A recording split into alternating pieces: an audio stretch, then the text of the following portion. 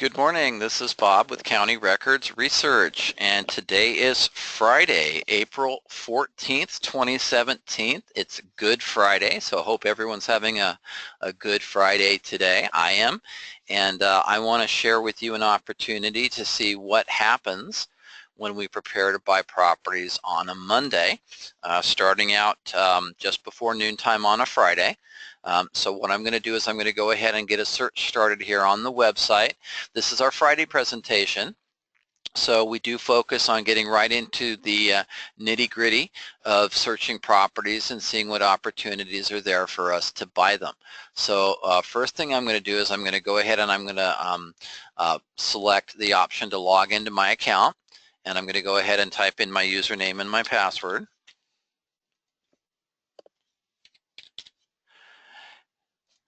And then this funny little captcha word down here. Now note that you don't have to capitalize here. I think I can see these okay. This one letter here could be a K or an R. I'm going to say it's an R, and let's find out if I'm right. And I'm going to hit submit. And I got it right, so I'm in. Yay. Okay. Now once I've logged into my account, I always get this welcome screen that gives me a list of all my property zones. And I'm subscribed to all 5 states, so I have access to all the different zones that are available to subscribers to the site.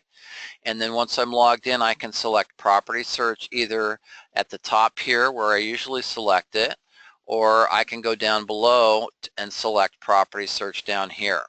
Now, once I've selected property search, it takes me to my property search screen. I have planned on showing you guys some San Diego properties today because we do have some new subscribers that joined us last week from San Diego County, so I do want to put a little bit more emphasis on how easy it is to search San Diego opportunities. So you notice San Diego County has already been selected. Also notice if I put my cursor over the county zone that I do get a dialog box that gives me a list of cities to make sure I'm looking in the right place. So San Diego County, we check the box to the right of the county, and the county itself is highlighted in blue. And then if I scroll down a little bit, we see our single property search. We're going to use this in just a moment because what we're going to do is we're going to demonstrate how we search for historical records in our system on a known property to see if there's more information. So this is going to be shown in just a moment. We're going to move right along because we want to take a look at a list of properties. I already did a search earlier today, so I know that's a good size list. So now, first of all, whenever we're at this section of the site, the system is always going to give us notice as a default as a search option, and it's going to give us a date range below based on the listed dates or the posting dates where we put the property information in our system. Now, because I want to search upcoming sales, I'm going to pick upcoming trustee sales as my search option by selecting the circle next to that one. Once I do that, notice the date range changes. The listed dates vanish, and I get auction dates instead. But also notice the auction date range is 2 full weeks. It starts with today's date and goes all the way out to the 28th of April. Now, again, I don't want to search too wide a range. Let me show you what happens when I do. If I go ahead and search this wide range and hit search, I'm going to get 292 properties. That's quite a few records. So this is my search result if I search from today all the way forward for 2 weeks. So that gives me over 290 records, 292 actually.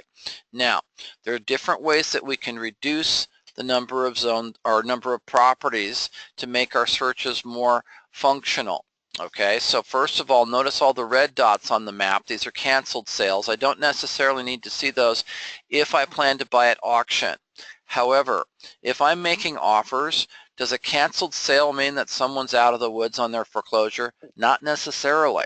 So just bear in mind, if you're making offers, if you're a door knocker, that the important thing to remember is when you're knocking on doors, most canceled sales are a temporary condition. Just like foreclosure is a temporary condition, a canceled sale is a temporary condition within that foreclosure process many times because the homeowner has simply gotten a reprieve. They've gotten the sale canceled because they filed a bankruptcy, or some other action. They've requested a modification perhaps, and now the modification goes into a process where the lender has to consider whether the modification can be granted.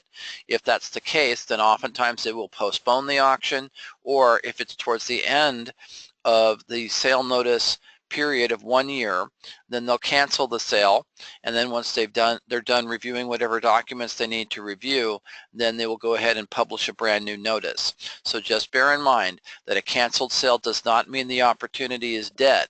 It just simply means that the concept of the property going to auction in the near future has been set aside due to some other factor. Most of your cancellations are simply a temporary condition followed by a new notice of sale getting put out. So don't ignore canceled sales if you're knocking on doors. Now, of course, if I'm planning to bid at auction, which is part of our discussion today, then I don't want to look at those canceled sales. Also, if I'm looking for immediate gratification by buying properties at the auction on Monday, then I don't need to look so far into the future as to 2 weeks ahead. So now I'm going to go ahead and I'm going to hit my return to property search option here on the right-hand side. And that closes out that window. For the purposes of the demonstration, we're using Google Chrome today, and that's why you'll see that we have these telltale tabs up on top every time we open a new window in Chrome. Now, I can close any of these windows by selecting the little X and highlighting it with the circle and clicking on the X. Now, I'm going to narrow my search, and I'm going to go ahead and I'm going to change these date ranges. First of all, today's date, I want to overlook that. I want to push it out to Monday, the 17th. Now, likewise, the second date, which is 2 weeks into the future, that's a little too much, and I don't want to look at over 200 properties. That's enough to make my head spin. So I'm going to back this up to the 17th as well. So now I've got a range of 1 day, from 4/17 to 4/17. Also, since I'm intent on approaching people who have a scheduled auction on Monday, because there's pressure, and where there's pressure, there's opportunity on foreclosure properties. Whenever I find an opportunity because someone has a scheduled auction on Monday, I've got a chance to try and get an offer accepted and try and get an escrow opened up today or tomorrow, hopefully, if there's an escrow office nearby. Now, if you're not sure, take a look at the local escrow offices and make some calls. Find out if any of them are going to be open tomorrow. Because if you're going to go out and knock on doors on a Saturday and you know that there's an escrow office that's open on that day, then that's an opportunity. Now, if your escrow office is only open on weekdays, then your opportunity lies in making someone an offer today, or go out and make offers on Saturday, even Sunday if you wanted to. That might be pushing it, but that's up to you. Bottom line is, if the sale's not set until after 10 o'clock on Monday morning, there's an opportunity that you might not want to let pass you by to approach the property owner over the weekend and get out to that escrow office first thing in the morning and have the escrow call the trustee that's processing the foreclosure. The odds of the escrow office being able to get the trustee to contact the lender and get the sale postponed to get an escrow started are very good. Okay, and that's an opportunity that you don't want to let pass you by because you're worried about other factors. Okay, and there's a broad range of other factors people worry about. If this house was listed if these people were willing to sell their house, why isn't it listed? If they would accept my offer, why haven't they accepted someone else's? These are excuses. But the thing we need to do as potential buyers is don't let excuses prevent us from getting to that property, making that offer, and stopping that auction through our own actions. Remember, if you go out to that house and you get that owner to sign that offer form, then you are in a position to stop that escrow. You're a hero and you're getting a deal. What could be a better opportunity than that? Okay, so now I've got an auction date of 4/17 to 4/17. Now, because I don't want to look at canceled sales, because I've decided I want people that are under pressure of the auction, I'm going to go ahead and I'm going to select only active sales by checking that little box. So what have I done? I've narrowed my search range down to 4/17 to 4/17, just San Diego County, and just active sales, so nothing canceled. And I'm going to hit my search without Polygon button and get a report. Now, this report is 0 to 20 of 21 total records. So what does that tell me? It tells me that of a total of 21 records, 0 to 20 will be visible on the report. So just as a matter of function, under the map and on the left, there's where it says show 20, 40, 60. I'm going to click on the 40 because that way I'm going to see all 21 records, because one property was hidden from me and it's now visible, because now my results are from 0 to 40 of 21, or the entire list of properties is now available to me. So that being said, these are properties that are set to go to auction. Notice how the record looks. These are notice of sale records in our system. From left to right, I have an address, a city, a zip code, a lot size, square footage, bed and bath count, a value, estimated value based on comparables. Now, important point, this is a comparable value. This is not the price I should pay for the house. This is the price that I might be able to sell it for on a perfect day after I've fixed it up. So this estimated value is not our target price. It's our potential sales price if this house is gorgeous and turnkey when we go to sell it.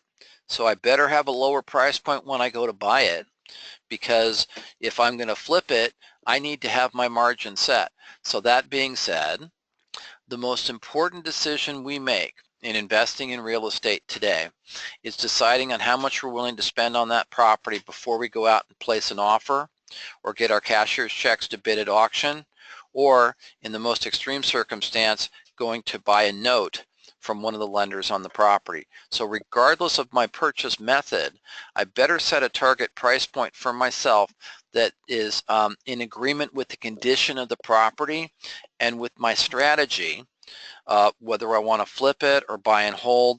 My goal should be to get the best price possible for me, obviously. Okay. So as a savvy shopper, I'm going to look at the information and decide for myself what my price is, and then I'm going to look at how can I get there from here. Because if I can't get there from here by approaching the homeowner, then there's not a lot of point in talking to the homeowner. Okay, now I could still go there and check the property out, but my goal there would be to do some research and to find out more about it.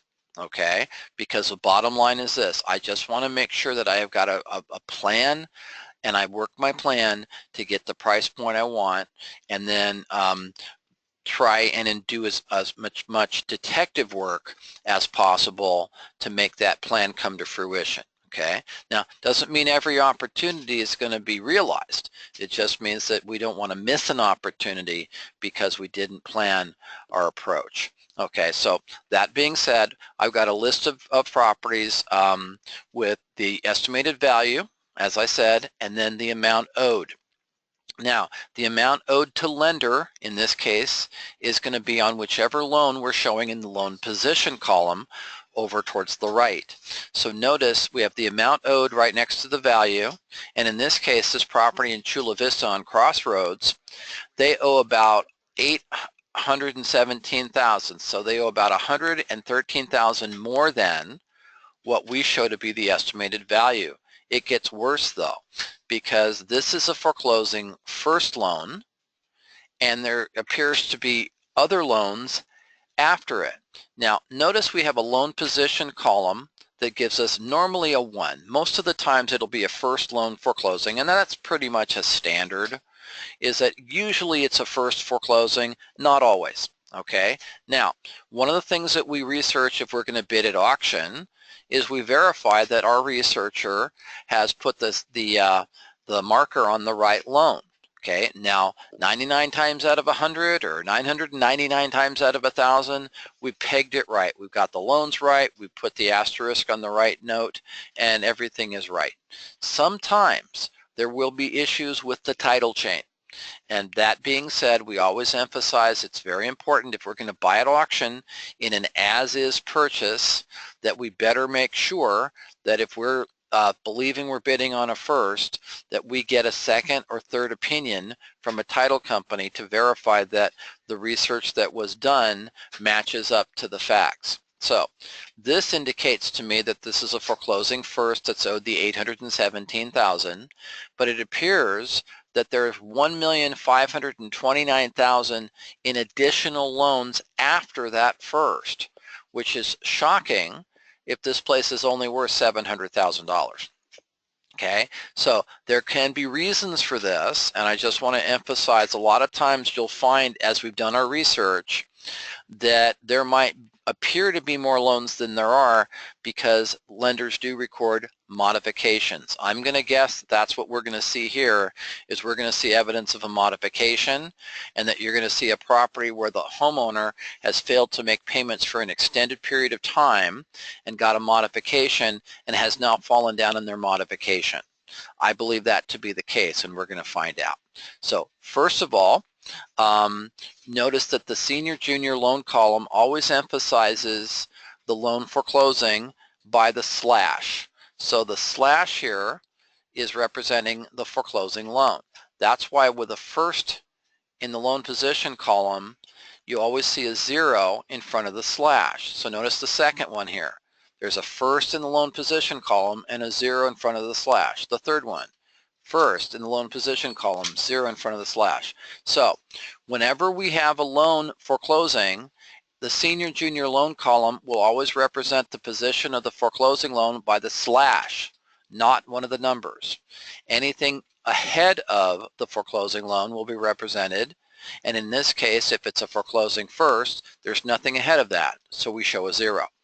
If there are junior loans that came after, we will show figures to the right of the slash. So just keep that in mind so it doesn't confuse you.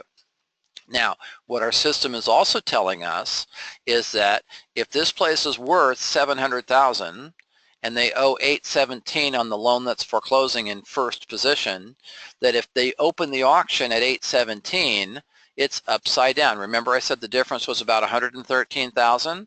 So we're showing auction equity is a negative, notice the minus sign, of $112,791. So that's a negative $113,000, as I said earlier. So our system is just letting me eyeball this property and say, if they open this auction for what's owed, it's not worth my time. Now, I believe if this lender really wants to sell this property at the trustee's sale, with this foreclosing first, I think that they'll take a haircut at the auction. They like to do that. It's called a it's called a dropped bid or a specified bid when the lender reduces the amount at auction to get a quick sale. So I think they'll take this property that's worth about $7, and if they really want to get shed of this property off their ledger, they'll open the auction at about $500,000. I think if they did that, they'd find a buyer. Okay, so that's my personal opinion. I think if they open the auction at 5 on Monday, they'll have a buyer. Likewise, since I think they've been in arrears for an extended period of time, I think this house is probably going to need some work. And I think if I was going to be buying this as an investor, whether I'm bidding at the auction or whether I'm making an offer to the property owner, I need to make sure I've got plenty of equity between my purchase price and what I could sell it for. Assuming I could sell it for $7, and then I have to pay a realtor to sell my property for me, I have to have probably substantial rehab costs, and I've always got to build in my buffer. I've got to build in my profit margin, and I'm going to have to pay taxes, right? So I better have a plan. Plus, I might even have county taxes as well. So let's get started. Now that we know how the breakout looks like on one of these reports, we're going to open up Crossroads Street and see if my guesstimates are correct. Okay. Now, what I see here on Crossroads is I see a property that is owned by Hugo Ramirez. He is also the trustor. Now, to clarify, this is one of our profiles on a notice of sale. So it's got a map on the right and the loan information on the left-hand side. So again, map on the right and loan information on the left-hand side. Okay, so Hugo is the trustor, which means he's the one who borrowed the money. He's also on title with the county, so we're showing him as the owner as well. So it's pretty straightforward, right? Now, the address on Crossroads is shown twice. It's shown as the property detail address here in the center of the page, but just below Hugo's name, it's shown as his mailing address. So this appears to be his primary residence. Let's go to some more facts here before we even talk about making an offer to Hugo. Notice under the property details section, we show a purchase date of December 28th of 2004. Okay, so he bought the property in 2004. The loan itself is from February of 2006. This is a refinance loan. Now, also notice that below the first of 738 appears to be a second of 790,000 from January of 2011. Okay, followed by a third, evidently, of 738,750 from January of 2011 as well. I think there's some kind of a duplication here, and that's why I just want to emphasize to you, here's what I believe. I believe Hugo got a modification. I think he fell behind on his $738,000 loan and that he was in trouble, and in 2011 he owed $790,000. And I think at that time the lender recorded a modification, and there might have been some secondary document recorded at that time because there seems to be a mirror image of these two loans. The 738,750 is identical in the 06 and the 11. So I think what happened here is I think that they modified the loan to 790 because he was behind by about 50 grand. And I think they also recorded a secondary document, and somehow the figure of the 738,750 got plugged in there. I think that's an error. Okay, so I believe that he owed 790 in 2011, and I believe today he owes 817 because he continued to fall behind. It looks like he was trying, but he continued to fall behind, and now he owes about 817. And I think because it's just the one loan from 06 that has been re-recorded in 2011, that it's all the same loan. I believe that. Now, to see if I'm correct, I'm going to use the single property search option. Notice the parcel number, the APN here in the property details section. But also notice before I leave the page that I've got all the information below for my auction details for the auction set to go on Monday. The initial sale date of 4/17 is shown as the current sale date because there's been no update. So that tells me that this lender has just scheduled the auction. It could get canceled, it could get postponed. Notice also the beneficiary in this case is Nationstar Mortgage. Now I know this entity, they're a servicer and they work with problem files. Okay, so a lot of the big lenders, the institutional lenders on residential properties, will flip their loan servicing over to Nationstar because I believe this guy's been in trouble for years, and they give it over to Nationstar to handle it, and Nationstar just handles the servicing relative to the foreclosure. So now I'm going to go back up here to the property detail section, and I'm going to left click and copy this parcel number. Now remember what I said, I'm in Google. I'm going to go back up to my left hand top tab, and I'm going to scroll up and select the parcel number box under the single property search. Now, whenever we drop a parcel number in this little window, we do want to make sure that the left-hand number is up against the left-hand margin of the box, and then hit search. Okay, now what this shows me is that we have in the system only 3 records for this property on Crossroads. That actually is kind of a surprise to me. What it kind of tells me though is it looks like to me that he might have gotten a modification back then, and that they didn't actually take him into foreclosure at that time. Now what I see here is I see what looks like 2 notices of default and a notice of sale. Now this is kind of peculiar to me because you'll notice that it looks like these 2 records down here, which are notices of default. And let me tell you how I know. When you do the single property search, you're pulling up both kinds of files in our system, notices of sale and notices of default. The big differences are obvious here. Look at how the estimated minimum bid for the sale notice for Monday shows the 8/17, and it shows Monday's date. These other two records show no sale date and no estimated bid. These are your default notices. Now, I'm also noticing that both of these indicate a loan position of 1, but one of them seems to indicate that we have the 2 loans behind it, and the other only seems to show one of them. So I'm going to look at the most recent one, the one from October 25th. I'm going to open that up by clicking on the address. Now notice this one, we're only showing the 738,750 and the 790 as I thought it would be. Okay, and notice that we're showing that the 738,750 has a delinquent amount of about 40,000. Okay, but I believe that that delinquent amount is relative to this 790 figure, because if they got modified to 790 in 2011 and then they fell behind again, then remember that we were starting with a higher number, because the actual auction figure is about 817, which is roughly about 30,000 more than the 790, which would make sense if they started with a modified 790 and tried to make their payments according to the terms of the modification and then fell behind again. Okay, so I think the lender in this case had to make a correction. Now I show the delinquent amount is 40,453 as of October 14th for that record. Okay, these are pretty much identical.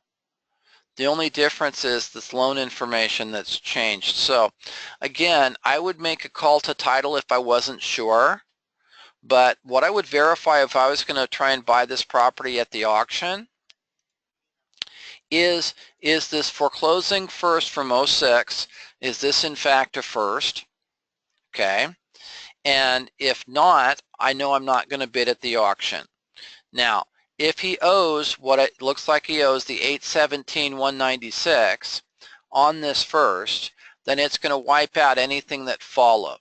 If these were actually separate loans, which I don't believe there are, because there's not enough equity here to support that. Okay, so I believe this 817 is this first loan, and that this other loan is simply a mirror image of a modification recorded back in 2011. I believe the lender is going to discount at the auction to sell this house. Okay, and I think if they do, they might take it down to as low as 5 based on a market value of about 7. Now, notice that I have on the right-hand side, I have a map, and I've got 2 little magnifying glasses here, one with a plus to zoom in and one with a minus to zoom out. I can also zoom in and out with the wheel on my mouse just to get in here tight and take a look at the property. So this is a nice looking house. Looks like a corner lot property. And it looks like the year built was about 2000, and he bought it in 04, so he might have been a second owner. Okay, and the property is about 3,600 square feet. Doesn't give me a lot size though. So I'm wondering, it's not giving me a lot size, so the information is not exactly complete. Now, one of the things I always want to check on if I'm thinking about buying a property is this guy already listing it with an agent? So let's see if he has any listing history by clicking on the link to Zillow right in the profile. Okay, now according to this, it's off the market. Now also notice Zillow says the house is worth $735. I want to make this point. Everybody knows the beauty's in the eye of the beholder, right? So if Zillow says it's $735 and our system says 7, as a potential buyer, I'm going to think 7. Remember, that's what I can maybe sell it for. So what we don't want to do, especially if we're in the process of working on a flip deal, is we don't want to assume that a higher comp applies on that particular property if it doesn't. Okay, so I don't know this neighborhood. If I was going to be buying in this area, I would get to know my area. I would look at properties in the area. I would pull comps from a local title company like Chicago Title, and I would make sure I have a good idea of what loans are or excuse me, of what the real value is of that property once I've fixed it up. And then I would go to that property to make an offer to the homeowner, regardless of whether I think they'll take my offer. Because the key in getting to the property is to assess the condition of the home and to see if that homeowner is going to be logical and is going to consider my offer and maybe even give me a chance to look around. Okay, the more I can learn about the property through the process of detective work, the more I can figure out about whether I want to buy it and what I'm willing to pay for it. Now, if I go to this fellow and I offer him $600,000 or $550 or whatever I offer to buy the property and he tells me forget about it, okay, but at least I got a chance to see if he had any interest at all. Now, I just checked down below where they have the price history. I like to do this just to see if he's ever listed the property. And the last time this property sold was in 2004 for $775. So I'm going to close it out, and that's what we're showing. 2004, $775. So he bought it for $775 in 04. Okay, and then for some reason he took out this new loan in 06. So he might have had a much larger down. Okay, and then he refinanced in 06 when the market had gone up, and then I think he hit a crisis. He got into trouble, and he wound up getting a modification for the 790, and now he owes the 817. Pick a price, make an offer, and just remember, if he doesn't take the offer, there's a very high opportunity that the lender will discount at the auction, and they could postpone this sale, or it could go to sale on Monday. But you need to have a price in mind, and then if you can approach him and get him to consider your offer, see if you can prevent this property from going to sale. One way or another, this lender has to get out from under a loan that's been non-producing now for about at least, gosh, what, 10 years? Okay, close to it, close to it. The bottom line is this guy needs to move along, and this property needs to get refinanced, and this loan needs to get paid off, or this is simply going to go to sale and someone's going to get it as a cash deal at the auction. But try to make an offer. At least you're going to find out if this guy is willing to talk or if he's uncooperative. That also affects what price I'm willing to pay at the auction. If the person that you go to make an offer to is completely uncooperative, then you know that you're probably going to not have as easy a time getting him out as in some situations where the house might be vacant. And that could be the other case. You could go to this property and it could be completely vacant, in which case I can't make an offer to Hugo. I'd plan to bid at the auction instead. That being said, we're going to close this one out and go right down to the next one on the list. Now, I was hoping to look at this one because this is a reverse mortgage property. I've had people ask me about this, so we always like to point them out. I tend to see a reverse mortgage property pretty much on every report lately. So there's at least one in each group. Now, this one in Escondido on Woodglen Place, this is a 3-bedroom, 2-bath home, much smaller house than that other one, 1,269 square feet. Now, what we see is the market value is about $330,000. The lender is owed $415,000 on there for closing first. Now, a reverse mortgage is almost always going to be a first. I've yet to see one that's not in first position. Most of the time, the lender in this reverse mortgage scenario will actually pay off an initial loan or a pre-existing loan with the lump sum payout from the reverse mortgage, and then continue the process of a monthly payout similar to an annuity type structure to the property owner. Now, if the property owner had completely paid off their property at the time they take out the reverse mortgage, then they are still able to get a lump sum payout and then a series of smaller sum payouts. It depends. Whenever you go to take out one of these mortgages, you can ask the person that's writing the reverse mortgage loan, because they really try to sell you on it, and they really push the fact that this is a guaranteed income as long as you're in the property. But once you reach that point where either you pass away or you have to leave the property, then if it's not within the terms of the note, if you've violated the note in any way, then the lender is going to foreclose. That's essentially how the lender in a reverse mortgage scenario gets paid back, is they get the property and they either get it through the foreclosure process, or the family signs the property over with a deed in lieu of foreclosure. In this case, it looks like the lender is owed more than the value of the home. Okay, and so it's very likely that if the party that took out the loan passed away and there are family members involved, that the family members know they don't want to pay the lender $415,000 for a $330,000 house. So in that scenario, if you can't break that impasse, then what's going to happen is the lender's going to foreclose and take the house to auction, and then at auction they're going to probably open up the property for under $300,000 to any taker who's going to pay the lender off in cash. Okay, now you similarly could make an offer to this family. If there's any decision maker with signature authority, you can make an offer to that party, if there is one, to buy the property as a short sale. Remember, if they're owed $415 on the loan and your offer is less, it's a short sale. Just like with Crossroads, if they're owed $817 on the loan and my offer is less than $700, that's a short sale. So these are both short sales, the Wood Glen property and the other one, and both of them are going to discount at the auction if there is no short sale escrow started before the auction begins. Now in this particular property, this is the Costa and Carmen Kyrgyz Trust. Okay, so this was put into a trust. Now let's look at a couple of facts here. This reverse mortgage was written in 2006, okay, when the market value was high. And according to our system, they bought the property in 1996 for $115,000. So wow, that's a pretty extreme jump, huh?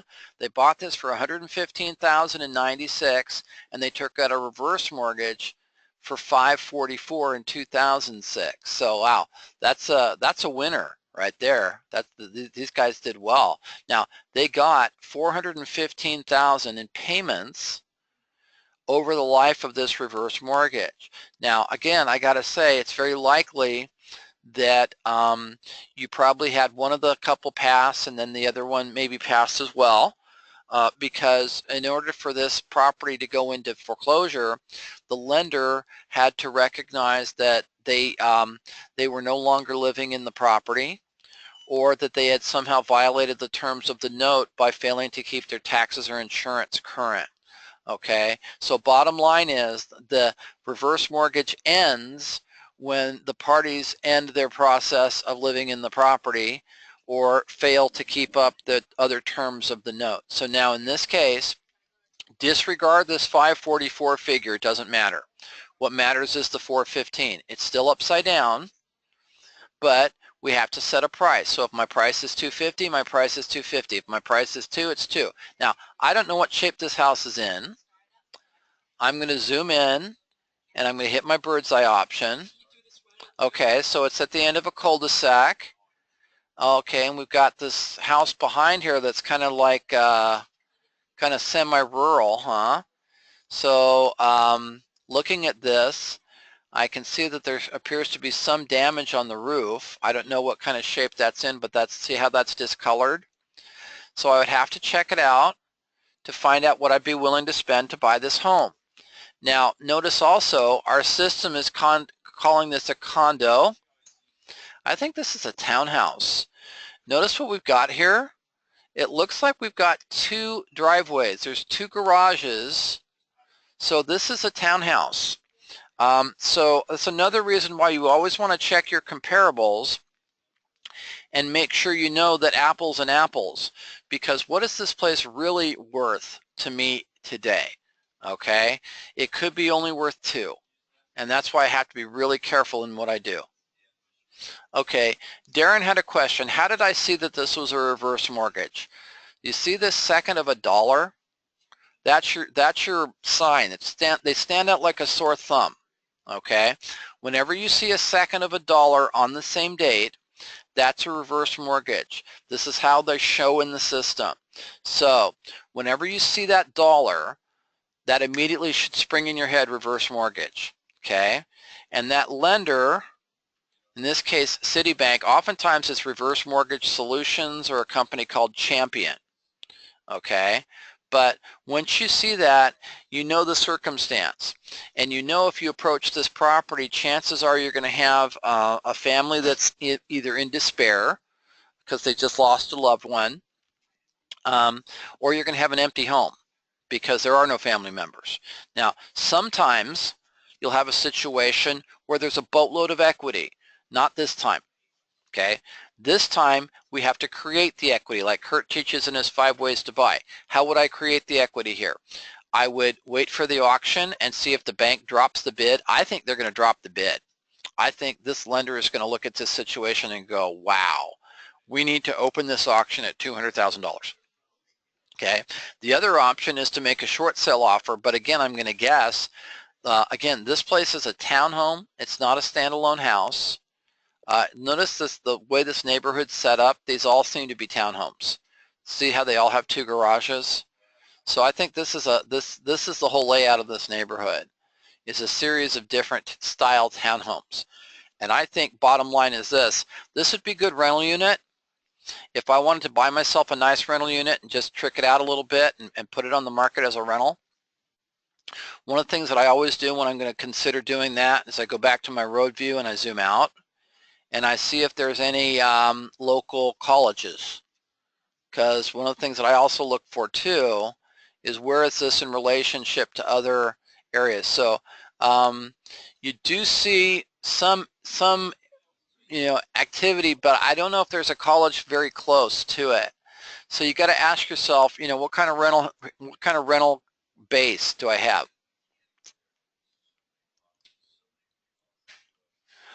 Darren asked me if this loan is a reverse insured, would HUD pay the bank for the loss on the loan? Oh, you bet. You bet. As a matter of fact, it's very likely that the lender is just acting as a servicer on this one. Okay, so a lot of your loans written during this time frame, these lenders have already been paid. In fact, this could even be a mortgage-backed security at this point. Okay, remember that actuarial research is done whenever they write these, because the assumption when they wrote this loan initially was that the bank would win, or the investors that own the note at that point would win, because it's assumed that the party that's borrowing the money isn't going to live in the house all that long. Okay, so bottom line is their assumption is that I'm not going to stay in the house that long, and that that's why they write the reverse mortgage. That's why they love to sell these notes, because once they create a reverse mortgage, there's always a very high possibility that the party is not going to be paid out to the full extent of the note. Now, of course, they couldn't have assumed that the market would have dropped so drastically between 2006 and today. But it looks the market could keep climbing, or it could stabilize and start dropping, but you never know. But in this particular case, yeah, I believe the lender was probably paid off by HUD, and that at this point it's just a question of whoever's servicing the loan. And I think Citibank is servicing the loan. I don't think it's their loan. I think their goal is to get as much as they can for the property in its current condition. And if they determine the condition is pretty ratty, then it's very likely that they're going to discount this at auction to as little as $200,000 to just be rid of it. Okay, so again, I think this might be an opportunity for an income property. I think you could try and buy it.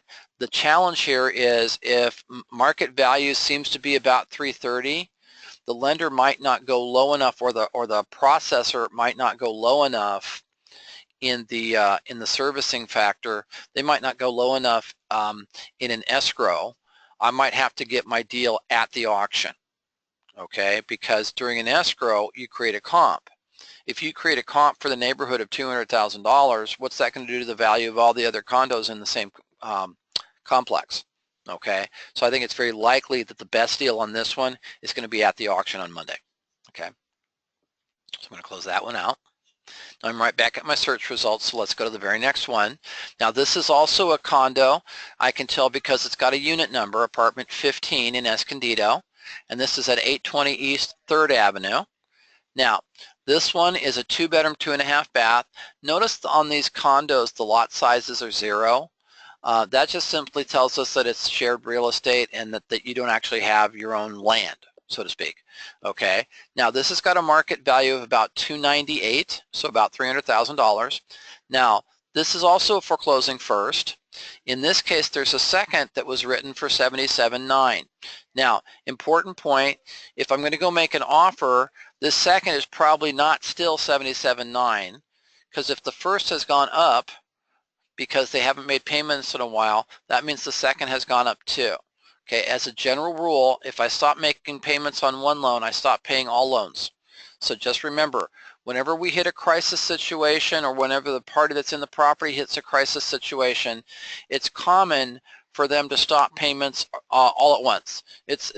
Very few people are arbitrary and will stop paying one loan but pay the other. Okay, bottom line is if I hit a crisis, I hit a crisis, I'm just going to stop. So I'm going to put my cursor over the 3rd Avenue address and open the profile. Okay, and let's see what we got. Okay, this is a little different. So let's see what we got here. Now, so we've got the trustor is Cynthia Gernert. Okay, we'll just call her Cynthia. So Cynthia is the trustor. That's who borrowed the money. And we've got a first from 2003 for $252K. That's the foreclosing loan. So this is a 14-year-old loan, and the amount owed to the bank is almost identical to what was borrowed. So this loan went down because she was making her payments, and then it went back up. Okay, so somebody hit a crisis sometime in the near past, and so they fell behind, and so everything that they had paid down on this loan has come back. Okay, and that's because they've missed a good number of payments. Now, also, notice that we have a P.O. box as a mailing address for the property trustor, which is Cynthia, because that's who's being foreclosed upon as the trustor. But notice what's different here. We have the Fisher Family Revocable Trust as the property owner. Okay, so the Fisher Family Revocable Trust became the owner of this property, and so let's explore. So the Fisher family became the owner, so there was a change of title after this 03 loan was taken out. And sure enough, we see a purchase date of 2006.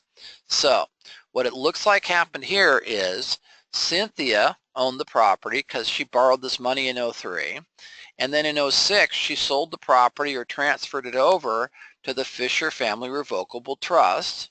And then the Fisher Family Revocable Trust looks like took out this second for $77,900. Okay, so it looks like they took it over subject to an existing first. You'll notice how Kurt teaches in his First Way to Buy the offer subject to an existing loan. That looks like what happened here. So this was either an inter-family transfer from one family member to the trust, or this was simply they sold the property to the Fisher Family Revocable Trust, and maybe they turned this into a rental. Okay, but for whatever reason, now they're in a crisis mode, and they have allowed the property to fall into default. So now we are owed they owe $254 on the first, and that $77,900 is also on the property. So it appears when you have the loan amount that's owed almost identical to what was borrowed, then this total down here makes sense. So they owe about $330 on a property that's worth about $3. Okay, and again, our estimated value is $298, fixed up and pretty, turnkey solution. So that's not what this house is worth, because it's probably not in new condition. This property is from 91. Okay, so now if I want to know more about this property, I'm going to click the link to Zillow. Aha, see what we got here. So I just clicked the link to Zillow. This is why I like to do this on every record that I'm perusing that has a potential sale date. And this one is pending at $250,000. This is in escrow. Okay. Notice why we keep telling you make offers, make offers, make offers, and when all else fails, make an offer. Because this is pending in escrow at 250, even though Zillow says it's worth 263, and our system says 298. Someone's in escrow at 250 for this property. So now I'm going to scroll down here to the price tax history, and so they listed this property for sale at 250 about a month ago, March 23rd. They got it into escrow on March 27th, and it's still pending. So what does that tell me? It tells me it's pending, but maybe they're having difficulty getting it closed. Okay, so we could go there and see, if they want to accept a backup offer. Okay, if you can get a backup offer accepted, then maybe that's an opportunity here, because if I knew my house was going to auction and I put it into escrow and 2 weeks has gone by, and maybe they're having trouble getting underwriting on the loan, the person that I'm selling the property to, then maybe a backup offer, maybe my agent, this Broadpoint, maybe my agent will be willing to take a backup offer if I was the seller. So does this mean this is off the table? It's about 50-50 shot. If this falls out of escrow, then these people could lose their property to the auction. Now, they've accepted an offer at 250. Okay, the question is, what are you willing to spend? Okay, that 250 doesn't even cover loan number one. Loan number two is pretty much out in the cold. They would have to agree to a very significant markdown, and the first would have to agree to a markdown as well to accept that 250. Now, the Fisher Family Trust isn't getting anything out of that sale. Okay, so they've got nothing to lose if you go there and offer 230. Okay, and if you can actually get your loan funded and the guy that's in escrow right now falls out, then you as a backup offer could potentially get that deal too. So don't throw the baby out with the bathwater, but also remember, this lender has an auction set for April 17th, okay, and if this goes to sale, then that means that the offer fell out of escrow because they couldn't get the funding. So is it possible to go to sale on Monday? Maybe. I'd say only about 20% chance. I'd say it's more likely that this sale will be postponed to give the escrow time to close. Okay, so that's going to be my supposition. This sale will get postponed to give the escrow time to close, and if you wanted to make a backup offer, make a backup offer. That's my recommendation there. Okay, let's move on to the next one. This is in Bonita, okay, on Robinwood Road in Bonita. Now this is another, this is a 4-bedroom, 2-bath, 2,200, almost 2,300 square feet. Now, this one has a first of $431,000 for closing, appears to have a second of $400,000.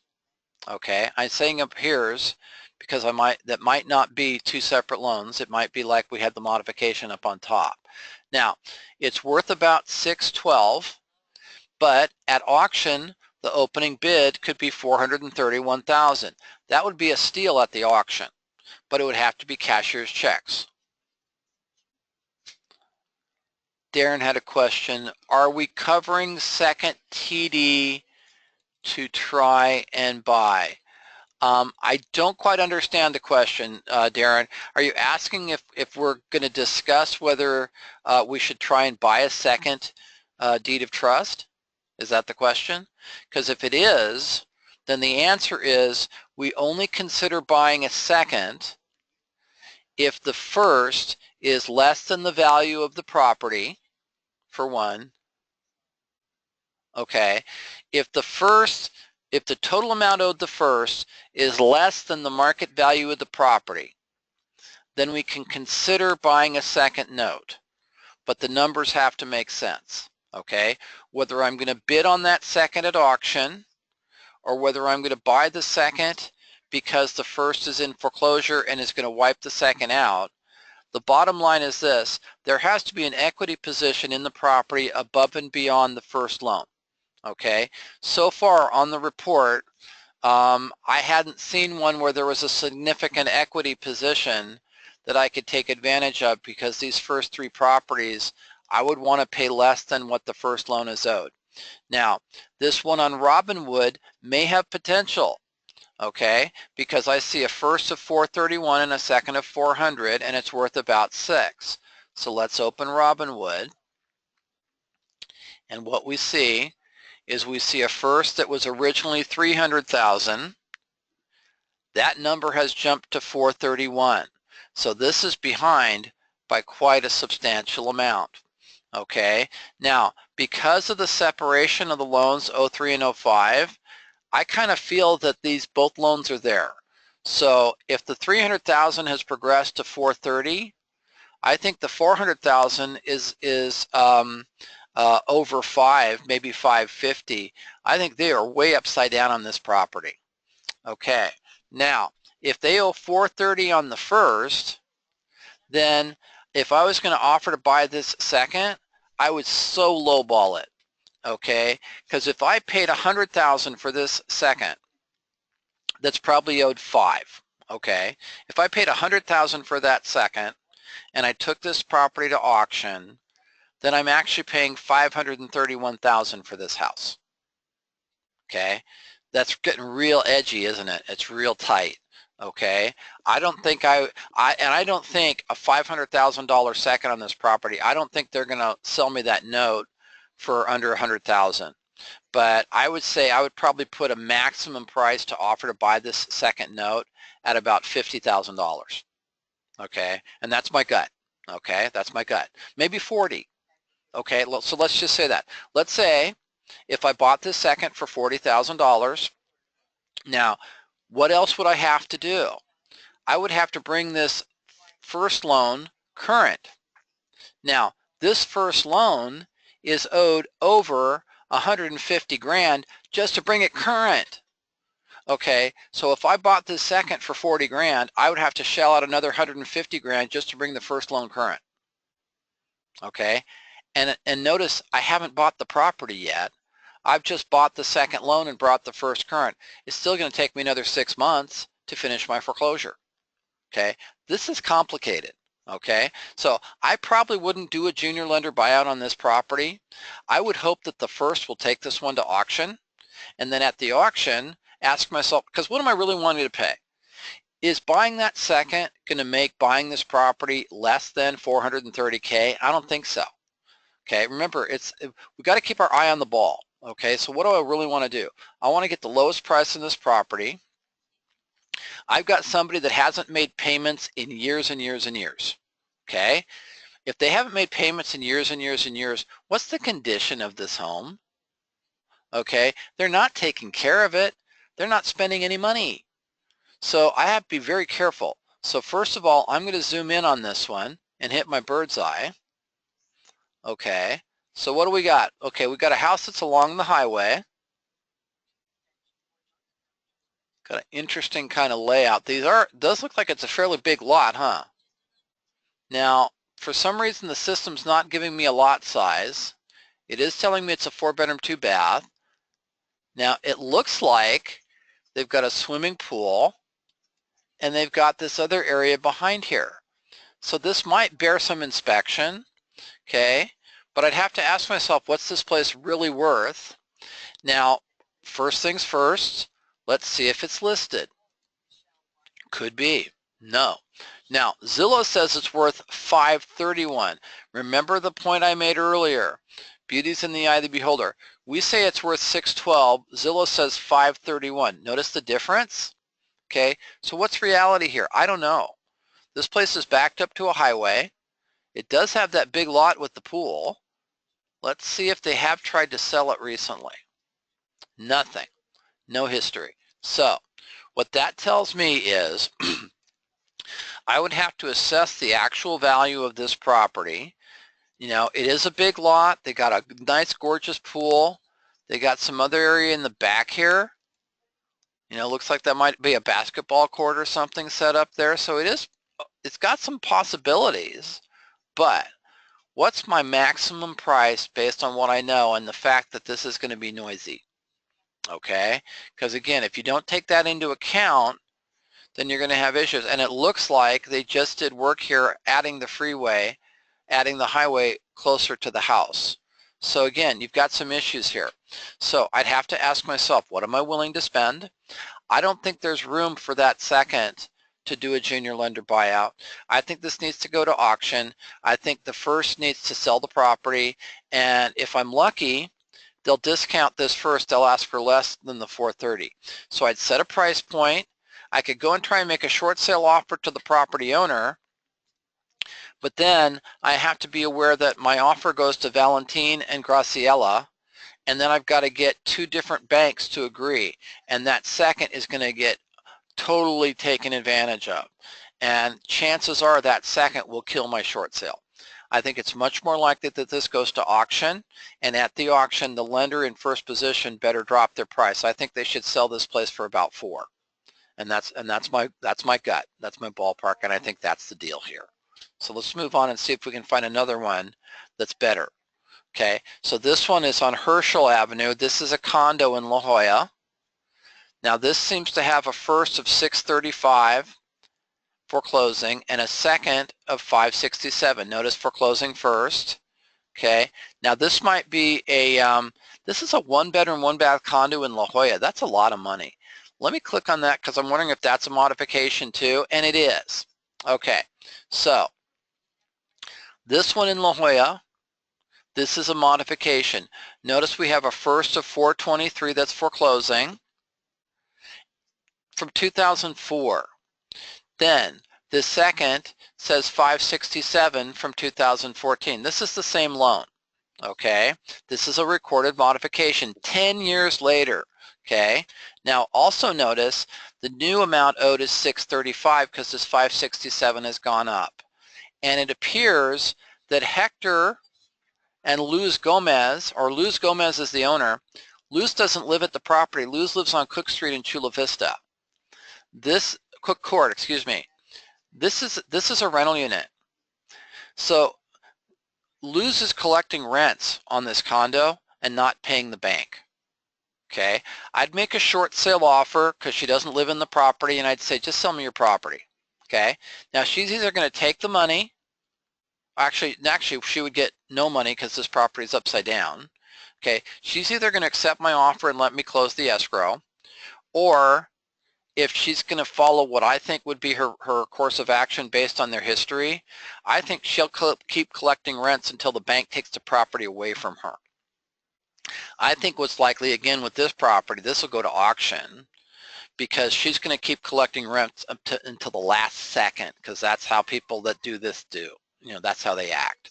So she's going to collect rents until she can't collect rents anymore. And then what's going to happen is this property will sell at auction to someone that comes in with cash. I think the lender is going to open the auction for about $450 to $500 at the auction. I think somebody will pick it up there. Okay, because I think that's where the deal is here. You can't buy this second because it's the same loan. Okay, and this first lender has been more than generous, and I think they've had enough. And who is this lender? Yeah, this is Bank of New York, which is actually B of A today. So they're known to discount at the auction, especially with these situations like this one. I think the deal for this one, hi Darren, I don't know if there's any commercial properties in this report because I just set up a search of properties going to auction on Monday. So I'm going down the list as quickly as I can, and I've been trying to pick up every opportunity. Now, I did run out of time, so I do want to point out one more thing as we go down the report. Here's a property on Crestline Road in Valley Center, and notice that the same property is in the system twice. This is 2 different parcels. Notice we have an amount owed to lender on the loan of $186 007. I saw this earlier today and I wanted to point it out. Now, whenever you see an estimated value of zeros, that is usually a commercial property, or it indicates that the property is not an apples to apples comparison with another property, because notice how when we have these estimated values, if they have a market value on the property, that's generally going to be residential. 4-bedroom or 4 units and below is residential. 5 units and above is commercial, or other types of commercial designations will have zeros. Okay, Darren, I'm looking at the report at the list of addresses, and you'll notice that there are two Valley Center properties here. Okay, and I don't have time to open up any more records because I do need to close out the presentation. But these two are two properties on Crestline Drive in Valley Center, where it's the same loan foreclosing on both properties. That's the closest thing to commercial properties I have on this report, because it doesn't give us a market value.